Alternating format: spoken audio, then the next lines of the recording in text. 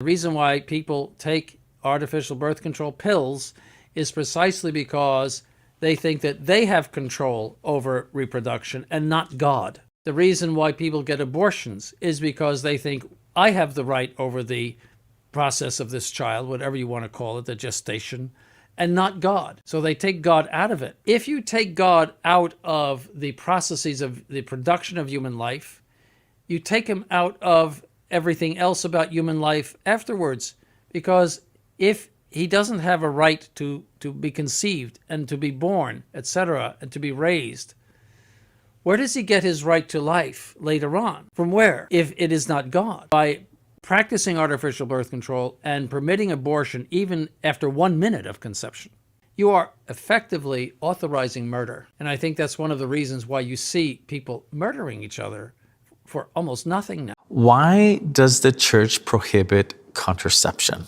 Well, I think put simply because it introduces something to the sacredness of the sexual act between a husband and wife that simply doesn't belong there.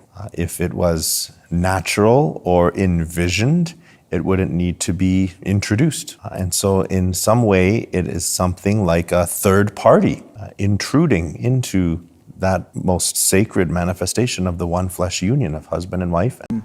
Not long ago, I guess Father Mike Schmitz was talking about contraception and sterilization. Had a couple people came and confessed the sin of sterilization to me. And, I have this guy that I'm happy, from time to time I get emails from people that watch on YouTube, and there's a doctor that has emailed me a couple times, and he's a surgeon. And he retired from his medical practice, but then he got a second job. And his second job is now he does, I know this is kind of very specific, but he does vasectomy reversals. And he said he's been a Catholic all these years and he's never heard anybody talk about the fact that having a vasectomy is a sin. But it is. It is. This year, maybe you'll make your best confession ever. You believe in sin?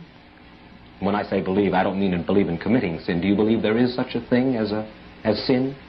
Well, I think the greatest sin in the world is bringing children into the world that have disease from their parents, that have no chance in the world to be a human being, practically.